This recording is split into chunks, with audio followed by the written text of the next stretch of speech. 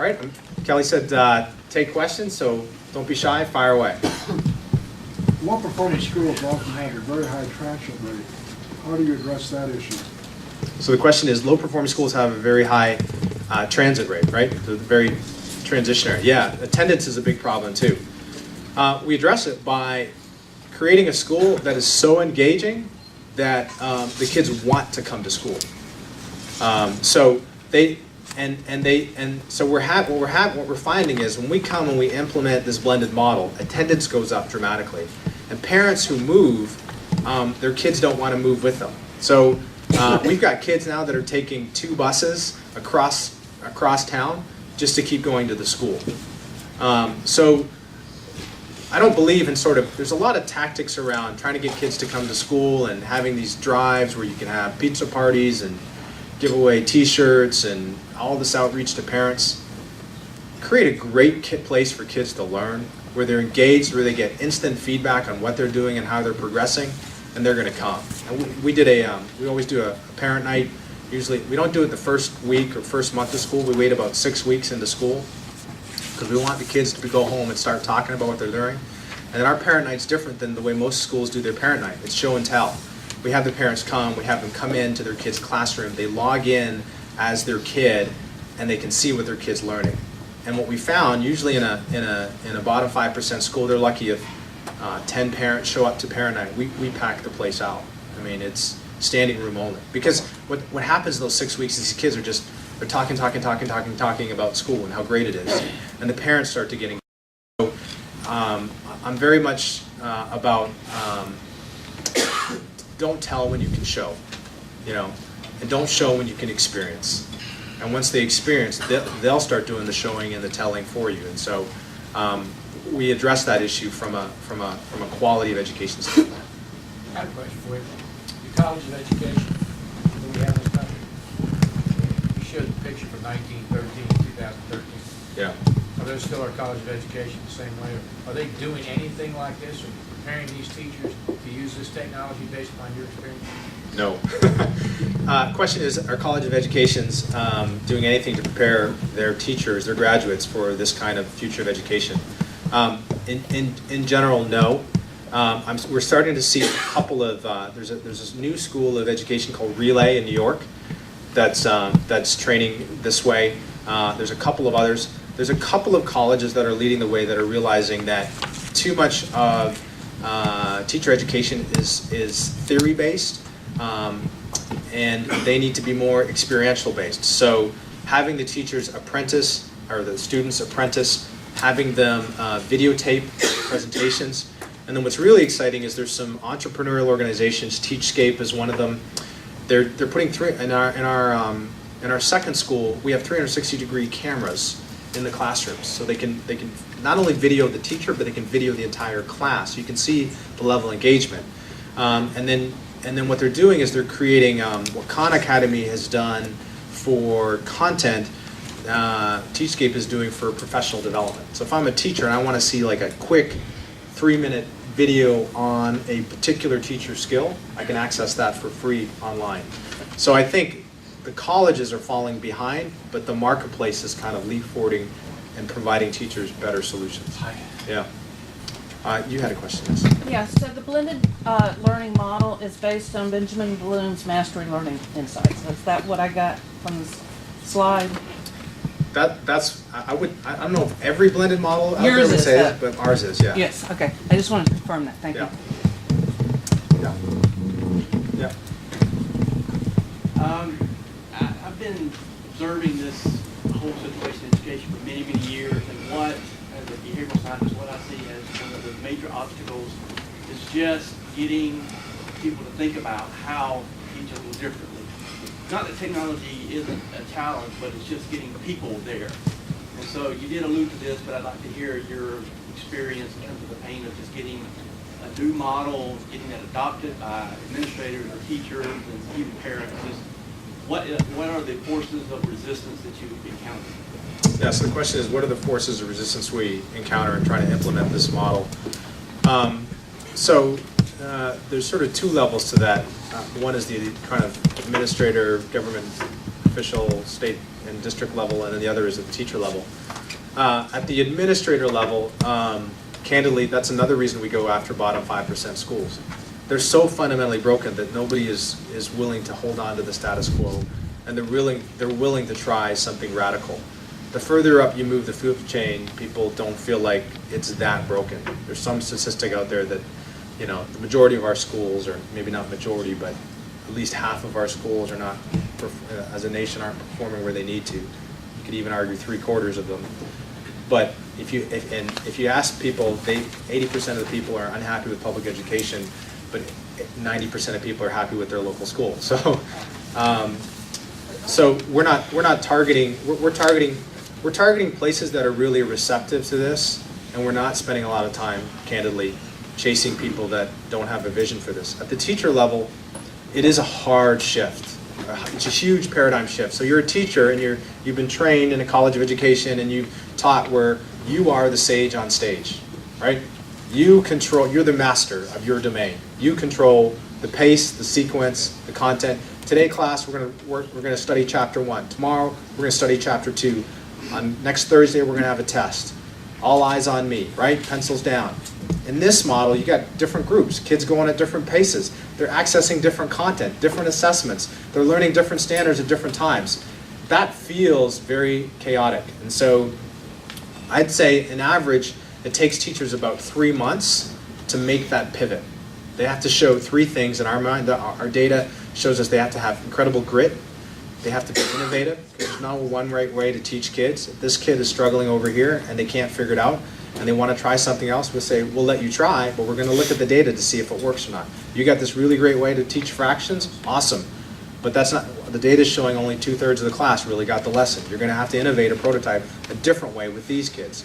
And then they got to have transparency because we're having conversations around data.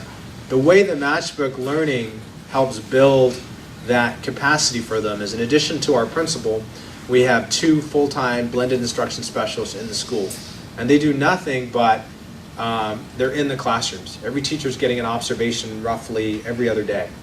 We're capturing it on an online app, and we're using that data and that conversation to give the teacher feedback every couple days. The average teacher, I don't know what it is in most districts here in Georgia, but in most around the country, formal observations, they probably get 1 or 2 a year, if they're lucky. In our system, between their daily observations and those bi-weekly one-on-one sessions, we're coaching and mentoring the teachers somewhere between 110 and 120 times a year. That's how we build their capacity. I have a lot of questions about what you just said. So I'm a parent of 3 kids. I've seen K through 12, and I've seen it done with the blended classroom in an Atlanta public school, but it's very labor intensive. And in our case, it was, I mean, our instructional specialists, they never get to the class. I mean, there were several in a relatively small school. They never got to the classroom as often as your teachers do, so that's interesting. And the other thing is that it required at least 3 or 4 classroom parent volunteers to do that blended instruction, because if you're talking about 1st, 2nd, 3rd grade, there's a lot more guidance required to, you know, even at that table where the kids are sort of independently in front of a tablet or, you know, being assessed, there's a parent, there's a monitor, there's a supervisor, there's an instructor. Usually the teacher's in the back with that one group that you showed at the back of the classroom, but there's parents at every other station guiding that group project, or making sure that everybody understands it. How do you do that? Do you triple or double the teaching staff? Yes, every other question, how do you, staffing-wise, how do you make this work, since it seems like it's a lot more labor-intensive? So in building and designing this model, and I've got 2 great board members here, Ray Padron and Eddie Scott, Brightworth and Hancock and Askew, and you know, together with Eddie and Ray and our other board members, from its inception, we really wanted this to be scalable. So we didn't want to create a model that would help a particular school or particular kids, and there was no way to financially scale this. This had to work within the confines of whatever constraints we were given within a district. So we don't sort of soup up or power boost other than those 3 positions, which really aren't additional or incremental positions. They can be funded out of the school budget. What we do is we think really deeply and long about the system, the design of the model itself. So rather than trying to put an adult over every 6 or 8 kids, we think a lot around what's the optimal group sizing, and then let's with our blended instruction, let's figure out how to group the kids. We figure out how long they spend in each rotation. We figure out markers that they have, and we start assigning responsibility for kids to go, okay, when you get to this point, I want you to pivot and move to here. And we start having sort of a set of procedures in the classroom, even in first grade, that they can follow. Whether it's putting tape on the, structuring the groups and putting tape and saying, you finish here, walk along the tape, pivot there, go here, and this is what I want you to do. It does require a little bit more time and energy from the teacher. And so what we try to do too is in designing the model, we don't say, okay, let's go, here it is. Teachers, if kids need a personalized approach on how they learn, teachers need a personalized approach on how they learn as well. Different teachers have different strengths. We got some teachers that are just awesome in terms of classroom discipline. Kids get in, they're in their seats, butts down, they're moving. I got other teachers that are struggling with that. Others are really good at introducing concepts and then moving the kids. So what we do is we try to leverage each teacher's strengths and mitigate and flex the model in each classroom. So when you actually go into our school, not every classroom's set up the same way. We try to cater to each teacher's strengths, and so where the teacher actually even sits into the room, whether it's in the middle or the back or how often they rotate, is kind of us picking out what they're strong at and where their capacities are, and then we try to build around those weaknesses. So in these bottom 5% schools, we don't have the luxury of parent volunteers and those sort of things. So we have a 206-step project plan that takes a school from bricks and mortar to blended. And that sounds like a crazy number, 206 steps. Why would you? But most people, when they think about technology or blended, think about 2 steps. What's the hardware and what's the software? To address your concern, how do we make this not overwhelming for teachers? We map it all out. And then we customize that mapping for each individual teacher's strengths to make sure we're not making this so burdensome that it's not going to scale beyond one classroom or one school. I'm guessing that the economic situation your families are in, they don't all have access to technology in their homes. Is all the learning and practice you're doing taking place in the classroom, or do they have devices that they can take home? Yes, the question is, because of these low-income neighborhoods, do they have devices they can take home? Is there even technology they can access at home? So if they have internet access at home, and if they have computers at home, they can continue learning at home. There's nothing that prevents them that. We don't sort of shut it off or anything like that. But we don't mandate that they do, because not all kids will have access. And I haven't figured out quite yet a way for them to take the equipment home. I would love for them to do that. But the nature of the neighborhoods, I can't have a kindergartner being jumped on the way home for their laptop and their backpack. So we haven't figured that one out yet. My hope is one day we kind of will. But right now, all the learning happens in school unless the kids volunteer. And we do. What's kind of cool is you can see it. It's like, look at this. It's Saturday night. I got kids downloading math, I mean, that's got to be a parent's dream, right? So we do see that, and we see it more and more, but those tend to be our more accelerated learners. What's interesting, too, and I'll say this, I told you about the kid in science. I had another girl in math. She had an 800-point jump in math from the beginning into the mid-year. I mean, the testing people are scratching their head going, we've never seen this. And what's really been interesting is, so we have these kids that are in 6th, 7th, 8th grade, right, who can't read, at least not at their level, or can't do some basic math, right? And what we're finding is they're really, really smart. Because think about it. You're in the 7th grade and you can't read, or you can't do basic math. For you to socially hang with your peer group, you're pretty smart. Now, they probably had a crappy education and some crappy teachers, and so there's gaps in their learning.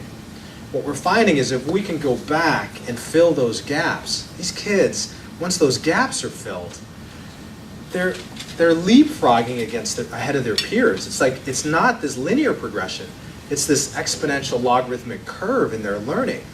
And so what's really amazing is to see these kids that were formerly like dropout candidates are now head of the student council. That's that one girl, she said, I told you I was smart. And it's great to see. So we're tapping into their intrinsic ability. And some of these underperforming kids are actually some of the brightest ones that we have. I'm just going to pick up on what Woody just asked. I understand that there is a challenge of what, how do you let the technology come home? You might want to look at some best practices. I don't know if it's an exact analogy, but there's a national program that's done with their after-school programs called LC STAMA, which is around music and social change. And it's a national program. We have one in Atlanta called the Atlanta Music Project. And this is about musical instruments. Now, music instruments don't cost just as much as technology, but the way that they do it is that once the kids have demonstrated that they can be trusted and that they've earned the privilege, then they allow the instruments home. But you got to remember, these are in very poor neighborhoods. And so I would just encourage you to look at what they've done, because they've been around for several years now, and how they ensure that the kids aren't, as you said, that crime doesn't come into play. Just a suggestion. There may be some other things that can help you think through that. It is a concern. I know that you'd love to have these kids bring their learning home with them. Yeah, and we piloted in the 8th grade. We let the kids take it home. And we told them, you're not going to get your 8th grade transcript and go to high school if you don't bring these back in the same condition that you took them home. But we did pilot it with the older grades. The younger grades is the one we're still kind of wrestling with a little bit. Thanks.